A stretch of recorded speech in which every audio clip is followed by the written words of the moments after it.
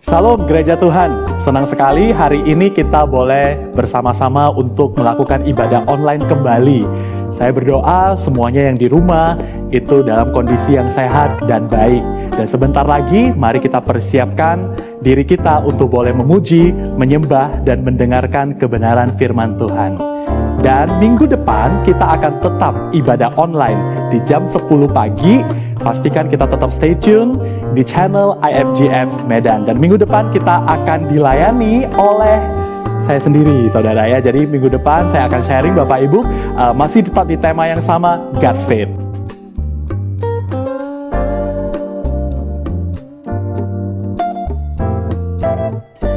Bagi anak-anak yang ingin beribadah, tetap dapat melakukan ibadah di channel IFGF Kids setelah ibadah online ini.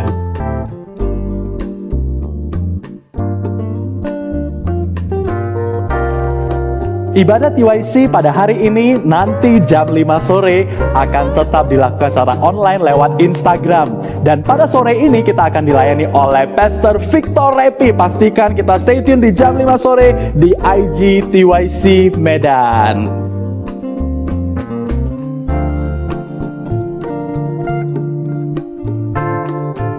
Doa malam akan tetap dilakukan secara online pada hari Selasa jam 7 malam melalui aplikasi Zoom. Bagi Bapak Ibu, saudara-saudari semua yang rindu ingin berdoa bersama-sama secara virtual, bisa menghubungi Saudari Grace di nomor telepon yang ada di layar Bapak Ibu.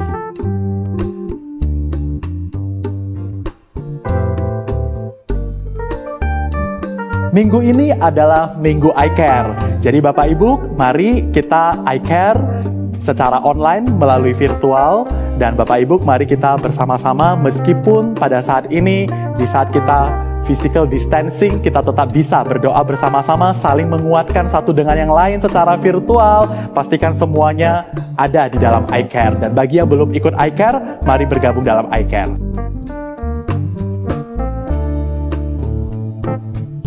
Kelas iGrow akan dibuka secara online dan pada kesempatan ini kelas yang akan dibuka adalah kelas home dan kelas serve. Bagi saudara yang rindu untuk belajar bersama-sama dapat mendaftarkan diri melalui Saudari Grace di nomor handphone yang tertera di layar Bapak Ibu semuanya.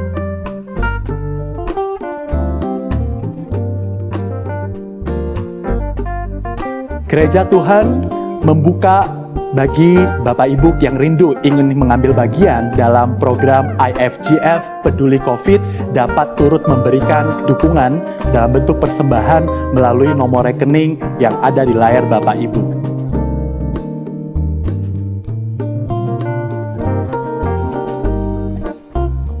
Saudara yang ingin memberikan persembahan umum maupun persembahan persepuluhan masih tetap dapat memberikan secara transfer. Bapak Ibu dapat memberikannya melalui transfer melalui rekening yang ada di layar Bapak Ibu semuanya.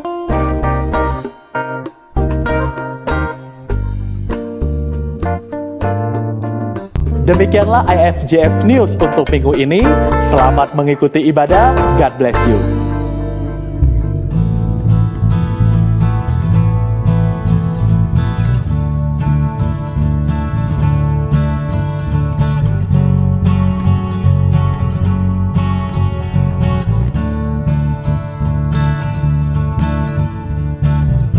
Seperti mentari pagi, langkahku kau terangi, selalu sertai.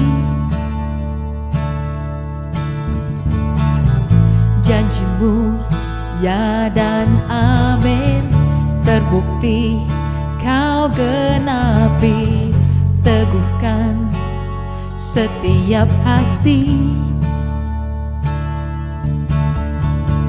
Yesus, padamu ku bersandar, janjimu yang setia sampai selamanya.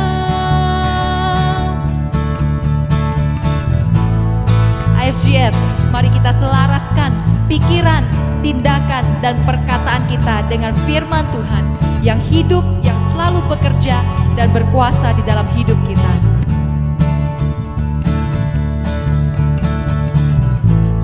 seperti mentari pagi, langkahku kau terangi, selalu sertai. Janjimu ya dan amin, terbukti kau genapi, teguhkan setiap hati. Yesus, padamu ku bersandar, janjimu yang setia sampai selamanya. Yesus, padamu ku percaya, firman-Mu yang kekal untuk selamanya. Wo oh, wo oh, wo oh, wo oh, wo oh, wo lebih lagi.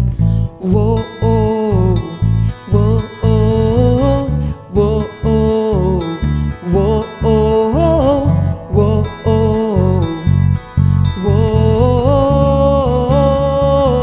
Gereja Tuhan bangkit. Wo oh, wo oh, wo oh, wo oh,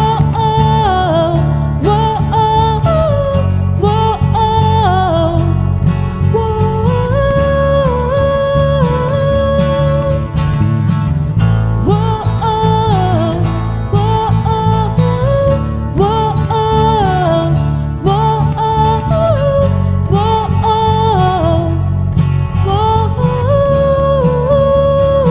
Serukan namanya. Yesus, padamu ku bersandar, janjimu yang setia sampai selamanya. Yesus, padamu ku percaya, firman-Mu yang kekal untuk selamanya. Wo oh, wo oh, wo oh, wo oh, wo oh, wo.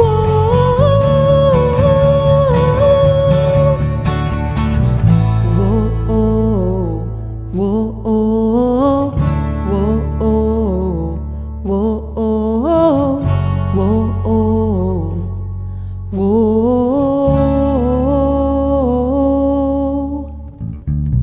Kamilah umat-Mu, umat tebusan-Mu, oleh darah-Mu, oleh kasih-Mu, kami boleh masuk ke tahta kudus-Mu ya Tuhan.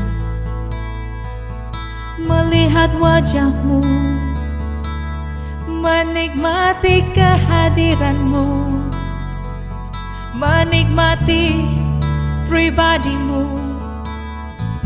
Kudus, suci, mulia, berkuasa, senap malaikat dan makhluk surgawi sujud menyembah. Bagimu lah kemuliaan dan hormat, kekuasaan sampai selamanya. Ku persembahkan hatiku dan kekagumanku bagimu. Kaulah nafas hidupku, Kau yang membuatku berarti. Di dalam-Mu ada kekuatan, di dalam-Mu ada pengharapan, di dalam-Mu aku hidup, di dalam-Mu aku dibenarkan, di dalam-Mu aku diubahkan semakin indah, semakin makin mulia. Sepertimu, sepertimu, ku mau sepertimu.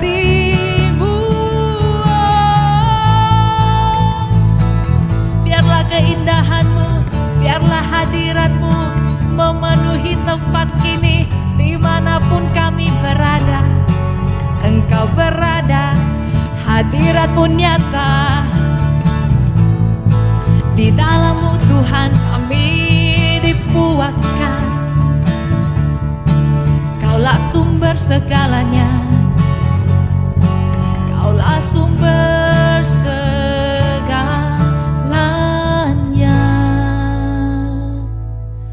Kau memagari aku dengan anugerah-Mu, rahmat-Mu seperti perisai di sekelilingku. Kau memagari aku dengan anugerah-Mu, rahmat-Mu seperti perisai di sekelilingku. Hanya Engkaulah penjaga jiwaku, sahabat setia di dalam hidupku. Kebaikan-Mu, kesetiaan-Mu membuat hatiku percaya padamu.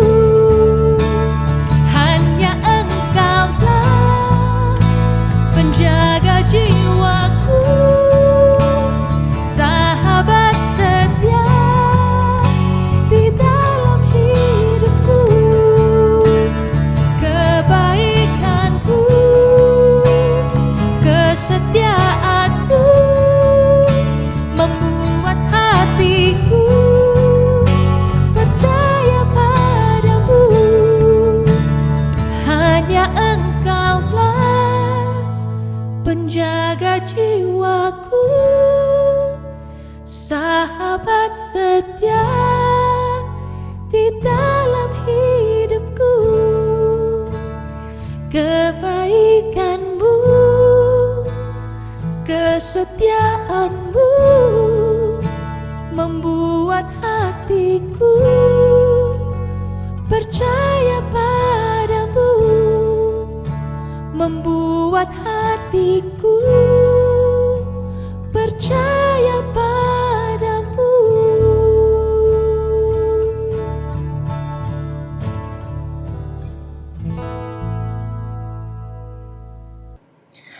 Shalom Church, pagi hari ini sebelum kita mendengarkan kebenaran firman Tuhan, mari sama-sama kita melakukan deklarasi. Inilah kabar baik, saya diselamatkan oleh kasih karunia Tuhan, bukan oleh perbuatan saya. Saya dibenarkan, saya diubahkan, dan saya diberkati di dalam Dia. Sekarang saya tahu segala sesuatu terjadi dalam hidup saya untuk kebaikan, karena saya dipanggil sesuai dengan rencananya. Bersama kita hidup untuk kemuliaan Allah. People is our mission, connect with God, make disciples, greater blessing. Puji nama Tuhan. Well, good morning greater people.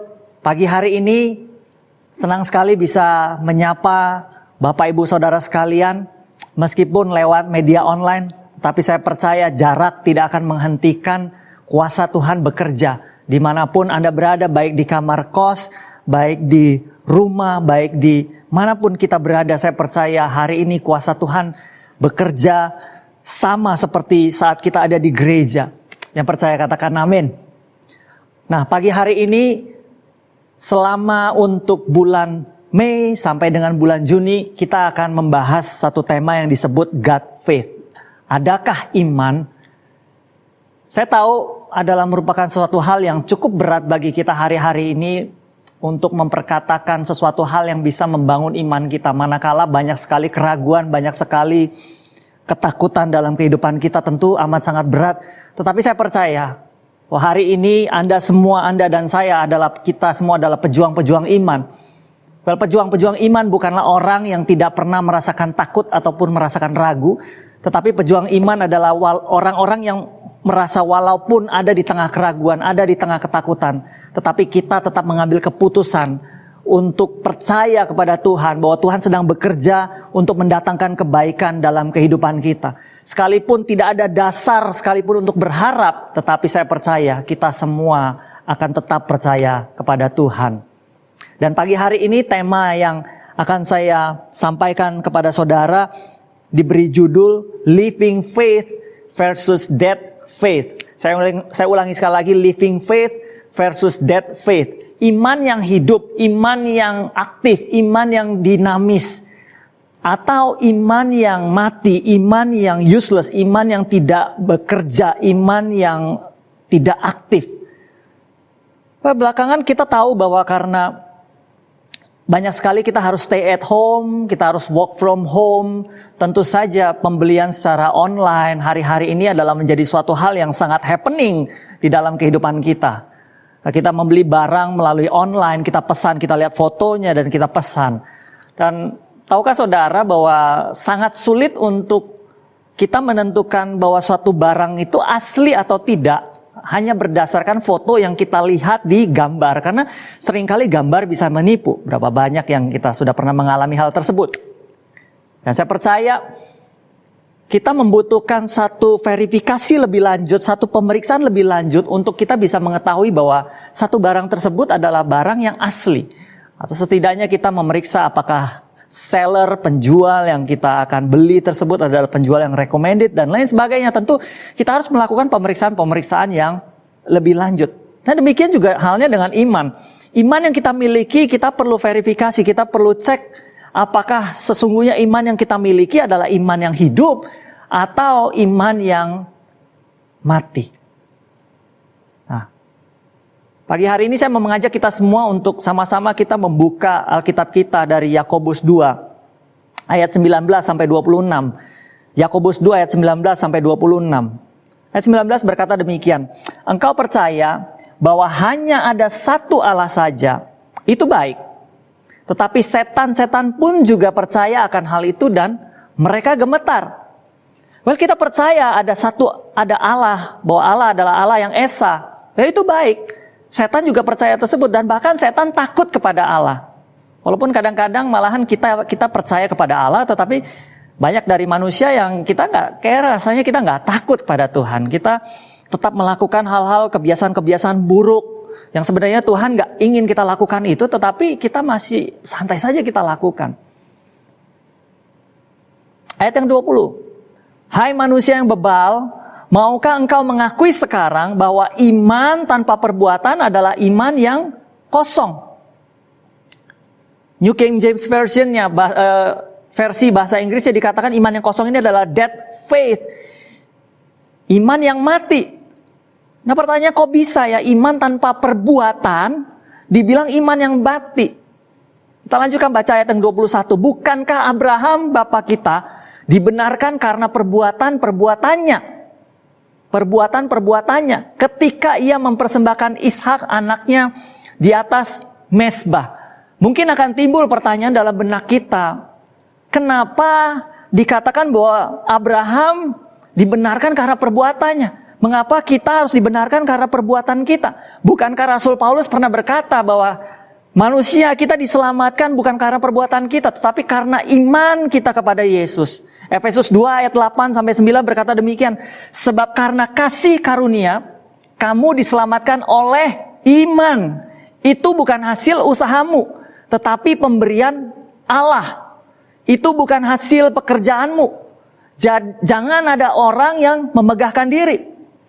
Jadi pertanyaannya apakah kedua firman ini bertentangan? Apakah Rasul Paulus dengan Yakobus ini bertentangan? Nah sebelum saya menjelaskan ini, saya mau tegaskan satu hal bahwa Rasul Paulus dan Yakobus sama sekali tidak bertentangan. Kedua firman ini sama sekali tidak bertentangan, tetapi saling melengkapi satu dengan yang lainnya. Kenapa? Karena Allah yang kita sembah adalah Allah yang sangat konsisten. Dia tidak pernah berubah dari dulu, sekarang, dan selamanya. Oleh sebab itu setiap firman yang keluar, kalaupun itu kelihatannya ataupun terdengar sepertinya bertentangan, tetapi pada hakikatnya itu tidaklah bertentangan, tetapi saling melengkapi satu dengan yang lainnya. Itu disebabkan karena kitanya yang sebagai manusia yang belum bisa mengerti sepenuhnya apa yang dimaksud oleh firman Tuhan tersebut. Nah, pagi hari ini kita mau sama-sama belajar. Kata usaha dan pekerjaan yang dimaksud oleh Rasul Paulus dalam kitab Efesus itu adalah mengacu pada usaha untuk melakukan hukum Taurat. Seperti yang pernah saya sampaikan beberapa waktu yang sebelumnya, ada mitzvah-mitzvah yang harus diikuti oleh orang-orang Yahudi, yang harus ditaati oleh orang-orang Yahudi untuk melakukan hukum Taurat, hukum Musa. Dan orang-orang di Efesus adalah audiens yang mereka berpikir bahwa mereka bisa mendapatkan keselamatan manakala mereka melakukan hukum Taurat. Jadi Rasul Paulus ingin menegaskan kepada orang-orang di Efesus bahwa untuk mendapatkan keselamatan itu sama sekali bukan karena kita melakukan hukum Taurat, tetapi karena itu adalah pemberian Tuhan, itu adalah anugerah Tuhan yang diberikan secara cuma-cuman melalui kematian Yesus Kristus di atas kayu salib. Sedangkan kata perbuatan yang dimaksud Yakobus adalah perbuatan nyata mengasihi Tuhan dan mengasihi sesama. Jadi kalau kita nanti baca di sepanjang kitab Yakobus, kita akan banyak sekali disuguhkan dengan hal-hal yang praktikal, hal-hal yang praktis yang bisa kita lakukan dalam keseharian hidup kita untuk mempraktekkan iman yang kita punya ke dalam bentuk aplikasi dalam kehidupan kita sehari-hari. Bagaimana kita bilang kita mengasihi Tuhan, kita beriman kepada Tuhan, tetapi kita mengaplikasikannya dalam kehidupan kita sehari-hari. Seseorang pernah berkata demikian, faith alone saves, but faith that saves is never alone.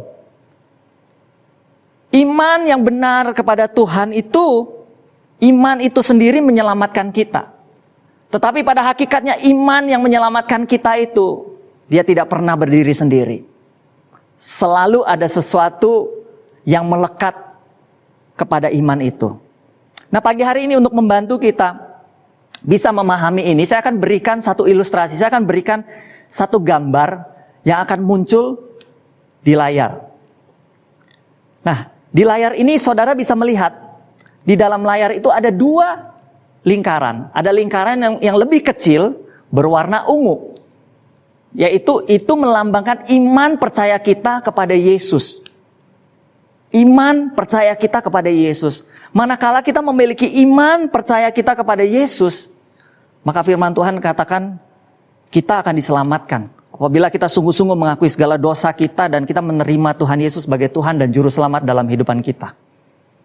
Nah, ada lingkaran lain lagi, lingkaran yang di luarnya, yang berwarna hijau, yang itu merepresentasikan perbuatan nyata kita mengasihi Tuhan dan perbuatan nyata kita mengasihi sesama. Jadi lingkaran yang di luar itu merepresentasikan perbuatan nyata mengasihi Tuhan dan perbuatan nyata mengasihi sesama. Nah, perhatikan, kita tidak akan bisa mengambil lingkaran yang di dalam yang berwarna ungu tanpa mendapatkan lingkaran yang berwarna hijau.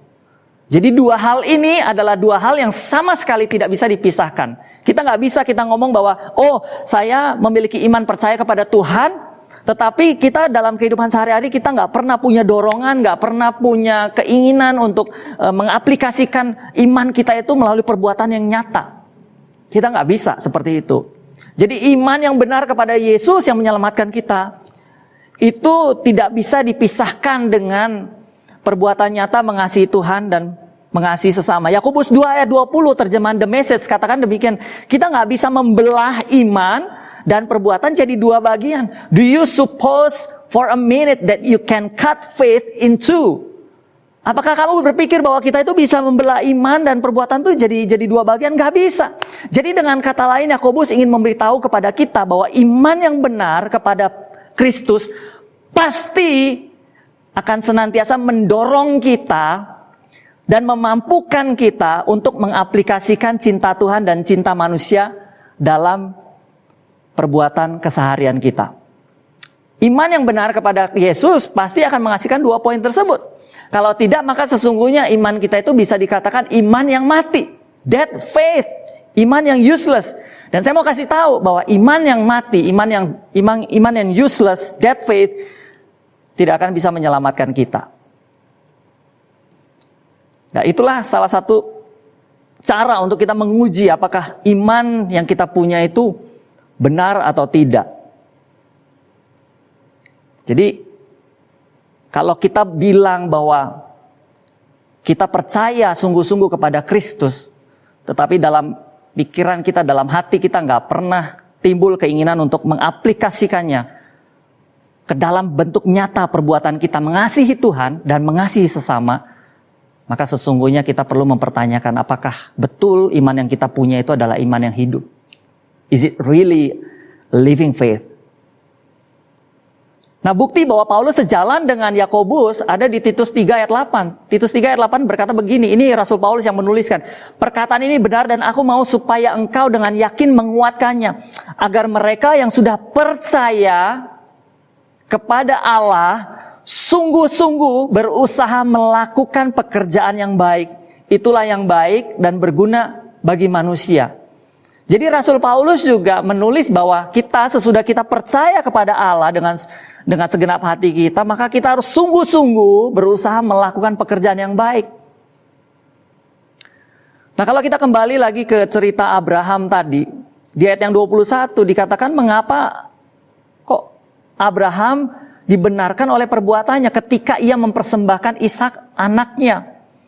Kalau kita baca kronologi Abraham mempersembahkan Ishak itu ada di Kejadian 22. Kejadian 22 kalau kita baca di sana ada satu peristiwa di mana Abraham itu mempersembahkan Ishak anaknya. Satu ketika Tuhan saat Ishak sudah beranjak dewasa, Tuhan berfirman kepada Abraham untuk Abraham mempersembahkan Ishak kepada Tuhan. Dan tanpa berlama-lama Abraham kemudian mentaati Tuhan dan dia mengajak Ishak dan kedua orang bujangnya, kemudian mereka pergi ke satu tempat di dataran Moria.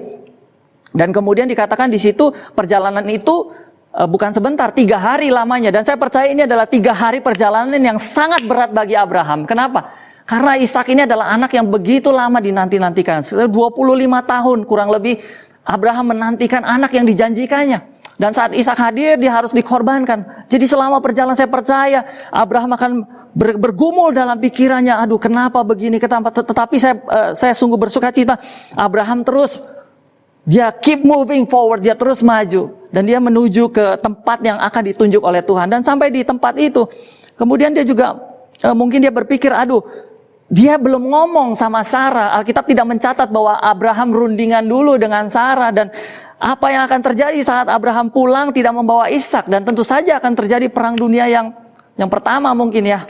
Dan di situ dikatakan bahwa ketika sampai ke dataran Moria, Abraham berkata kepada 2 orang bujangnya, tinggallah di sini, aku dan Ishak akan we will worship God, kita akan bersembayang sana. Dan di tengah perjalanan ketika Abraham Ishak melanjutkan perjalanan, Ishak bertanya, Bapak di sini sudah ada api, sudah ada kayu, tetapi mana dombanya? Dan perhatikan, dengan iman Abraham menjawab bahwa Tuhan akan menyediakan. So, saya mau bagikan satu tips pagi ini sedikit saja. Kadang-kadang dengan permasalahan yang ada di sekitar kita, seringkali pikiran kita itu begitu liar, it's spinning gitu, begitu liar kita mikir dan kita bergumul dalam pikiran kita. Tapi one thing kita harus make sure, pastikan setiap perkataan yang keluar adalah perkataan yang sesuai dengan kebenaran firman Tuhan. Minggu yang lalu Ibu Mita sangat memberkati. Beliau katakan bahwa kita sebagai anak-anak yang percaya Tuhan, kita perlu menyelaraskan perkataan kita sesuai dengan kebenaran firman Tuhan. Fokusnya bukan di permasalahan hidup kita, tapi pastikan apa yang keluar dari mulut kita.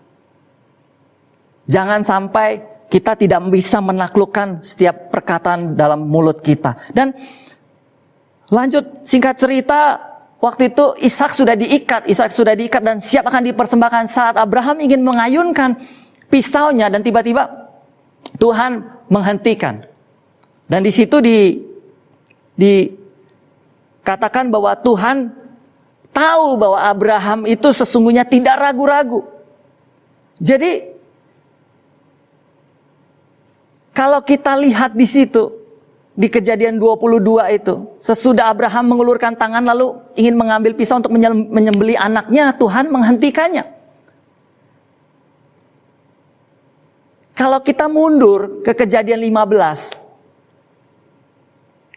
di mana sebenarnya perkataan bahwa Tuhan memperhitungkan iman Abraham sebagai kebenaran itu sesungguhnya ada di Kejadian 15. Betul? Kejadian 15 itu bercerita suatu ketika Abraham itu mungkin lagi depresi, lagi pusing, dan Tuhan hadir. Dan Tuhan berfirman kepadanya, memanggil Abraham untuk keluar dari tendanya. Dan Tuhan suruh untuk Abraham memandangi langit dan melihat bintang-bintang yang ada di langit. Tuhan bilang, kamu pandang bintang-bintang yang ada di langit. Seperti banyaknya bintang-bintang yang ada di langit, demikianlah banyaknya keturunan. Dan di situ Abraham percaya, Kejadian 15 ayat yang ke-6. Lalu percayalah Abram kepada Tuhan, maka Tuhan memperhitungkan hal itu kepadanya sebagai kebenaran.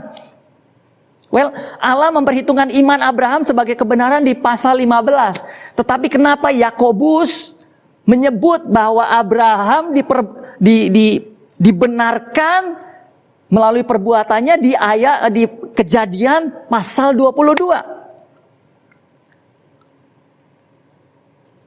Dan setelah saya renungkan kejadian ini, saya mendapati beberapa hal. Yang pertama, karena Allah bekerja di dalam kekekalan. Allah bekerja di dalam kekekalan. Saat Abraham diperhitungkan oleh Allah, saat iman Abraham diperhitungkan sebagai kebenaran oleh Allah di Kejadian 15, sesungguhnya Allah sudah berdiri di Kejadian 22.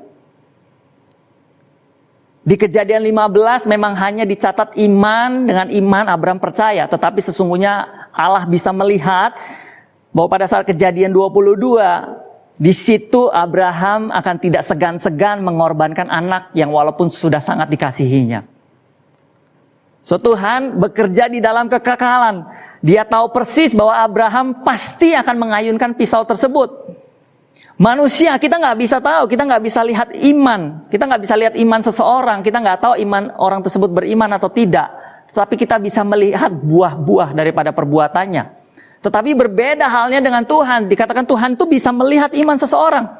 Dalam Markus 2, ada satu peristiwa di mana ada 4 orang yang membawa 1 orang lumpuh.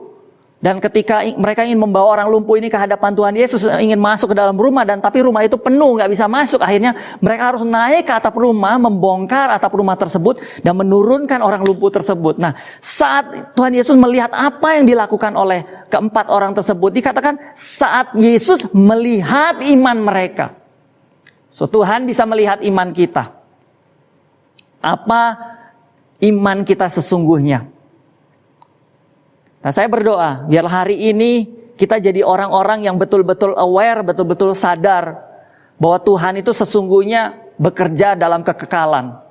Saat Tuhan memberikan satu janji, sesungguhnya Tuhan pasti akan menggenapinya. Dia sudah berdiri di tempat di mana Dia melihat kita mendapatkan janji-janji yang Dia sudah berikan dalam kehidupan kita. Dan saya mau setiap kita, Anda dan saya, kita berjuang bukan berdasarkan apa yang kita lihat, tapi kita berjuang berdasarkan apa yang Tuhan sudah pernah janjikan dalam kehidupan kita. Nah, yang kedua, iman yang benar kepada Tuhan, Kejadian 15, pasti akan dikonfirmasi dengan buah perbuatan. Kejadian 22. Dengan kata lain, Rasul Paulus sedang berbicara tentang Kejadian 15, tetapi Yakobus sedang berbicara tentang Kejadian 22, yang mana dua hal ini adalah dua hal yang sama sekali tidak bisa dipisahkan. Kita lanjut ke Yakobus 2 ayat 22. Kamu lihat bahwa iman bekerja sama dengan perbuatan-perbuatan, dan oleh perbuatan-perbuatan itu iman menjadi sempurna. Jadi iman bekerja sama dengan perbuatan-perbuatan, dan perbuatan itu menyempurnakan iman. Perbuatan baik pasti menyertai iman yang hidup dan menyempurnakan iman tersebut. Ayat 23-24. Dengan jalan demikian genaplah nas yang mengatakan, lalu percayalah Abraham kepada Allah, maka Allah memperhitungkan hal itu kepadanya sebagai kebenaran. Karena itu Abraham disebut sahabat Allah. Jadi kamu lihat bahwa manusia dibenarkan karena perbuatannya, dan bukan karena iman. Sekali lagi, iman, pernyataan iman Abraham yang ada di Kejadian 15 digenapi, dibuktikan, dikuatkan, dikonfirmasi dengan peristiwa di Kejadian 22. ayat 25-26. Dan bukankah demikian juga Rahab pelacur itu dibenarkan karena perbuatan-perbuatannya ketika ia menyembunyikan orang-orang yang disuruh itu di dalam rumahnya, lalu menolong mereka lolos melalui jalan yang lain. Sebab seperti tubuh tanpa roh adalah mati, demikian jugalah iman tanpa perbuatan-perbuatan adalah mati. Oh, kenapa firman Tuhan kok dari Abraham, orang yang begitu suci, orang yang begitu hebat, luar biasa, tahu-tahu selanjutnya disebutkan Rahab. Rahab ini adalah seorang, kalau orang firman Tuhan katakan kafir. Bukan orang yang sebenarnya bukan orang tergolong orang Yahudi, bukan orang tergolong bangsa Israel, disebut orang luar, orang kafir. Bukan hanya orang kafir, tetapi dia disebutkan di situ juga dia adalah pelacur. Dari Abraham kemudian ke Rahab. Kalau kita lihat keduanya punya satu kesamaan, yaitu apa? Beriman kepada Tuhan, dan bukan hanya beriman tetapi disertai dengan tindakan-tindakan nyata. Abraham mengajar kita bahwa ketaatan adalah bukti bagaimana Abraham itu percaya kepada Tuhan. Sedangkan Rahab mengajar kita bahwa belas kasihan terhadap umat Tuhan dan kesediaan membantu walaupun ada yang dikorbankan. Saudara tahu kalau Rahab ketahuan menyembunyikan 2 orang pengintai, pasti dia dan keluarganya akan dihukum mati. Tetapi dia membuktikan bahwa belas kasihan dan umat Tuhan itu adalah bukti dari iman yang hidup. That's the proof of the living faith. Nah, tindakan nyata apa yang bisa kita lakukan untuk mempraktikkan iman yang hidup? Ada 3 C. C yang pertama, care. Kita diselamatkan bukan hanya untuk diberkati untuk diri kita sendiri. Tetapi kita dipanggil untuk menjadi berkat bagi orang lain. Kita perlu aktifkan kata cukup dalam kehidupan kita. Seringkali kita sebagai orang percaya itu kita nggak pernah bisa mengaktifkan kata cukup. Sehingga pada saat kita nggak tahu arti kata cukup, nggak akan pernah ada yang enough, nggak ada yang pernah ada yang bisa memenuhi kita. Dan pada saat kita mengerti arti kata cukup, disitulah kita mulai belajar bisa care kepada orang lain. Yang kedua, kolektif, kebersamaan. Kebersamaan itu membuat orang kuat.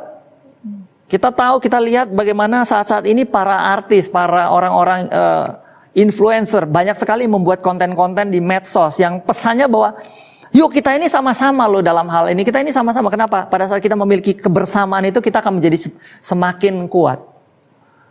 Orang Jawa punya filosofi mangan ora mangan, sing penting ngumpul. Makan gak makan, yang penting kumpul. Kolektif, kebersamaan itu membuat kita menjadi kuat. Tetapi begini, intinya kita perlu ada dalam satu wadah yang bisa membantu kita memaksimalkan setiap potensi yang Tuhan beri dalam kehidupan kita.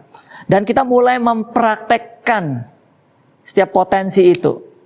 Nah, di dalam kolektif itu, di dalam kebersamaan itu bukannya setiap hari adalah hari yang indah. Seringkali banyak terjadi gesekan-gesekan. Pasti dimanapun pasti akan kita jumpai. Tidak pernah akan ada satu komunitas yang dimana kita itu tidak akan saling bergesekan satu dengan yang lainnya. Tetapi justru itulah yang Tuhan mau dalam kehidupan kita.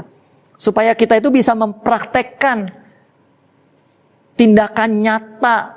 Kalau kita bilang mengasihi Tuhan, kalau kita bilang kita beriman kepada Tuhan, maka sesungguhnya disitulah dorongan mempraktekkan firman Tuhan itu.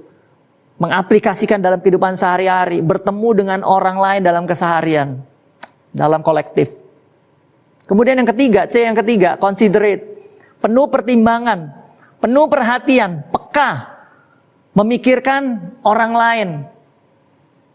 Kita perlu jadi orang yang peka akan kebutuhan orang lain.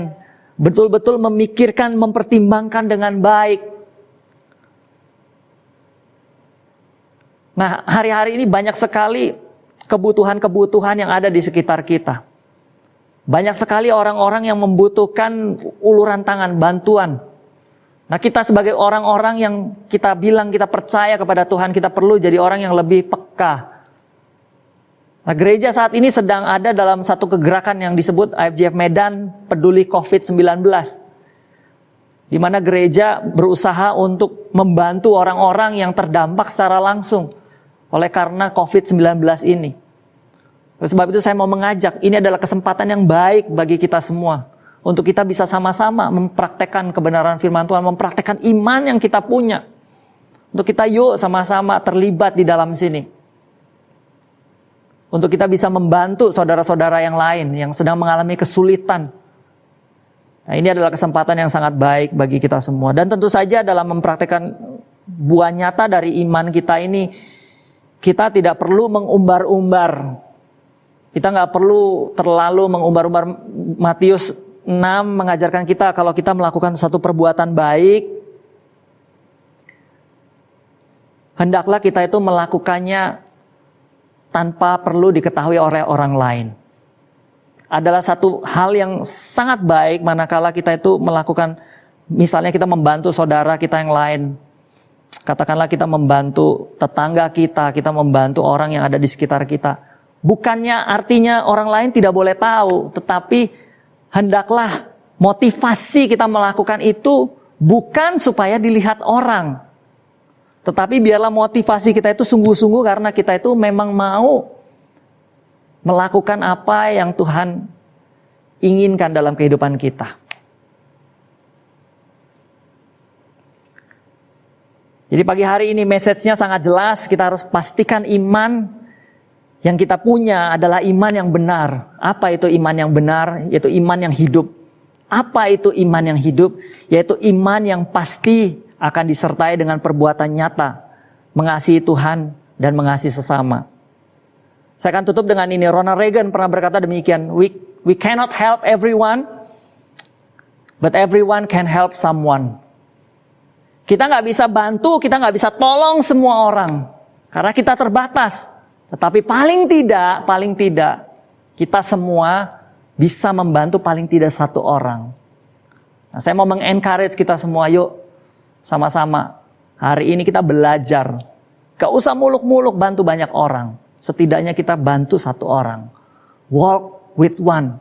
Berjalan bersama orang tersebut. Hadir di dalam kehidupan orang tersebut. Saya berdoa, firman Tuhan yang singkat ini bisa memberikan sedikit pencerahan dalam kehidupan kita bersama. Tuhan Yesus memberkati. Mari sama-sama kita berdoa sebelum kita mengakhiri ibadah kita pada pagi hari ini. Bapa Surgawi, kami datang ke hadapan-Mu, kami mengucap syukur buat segala hal yang sudah Tuhan izinkan terjadi dalam kehidupan kami.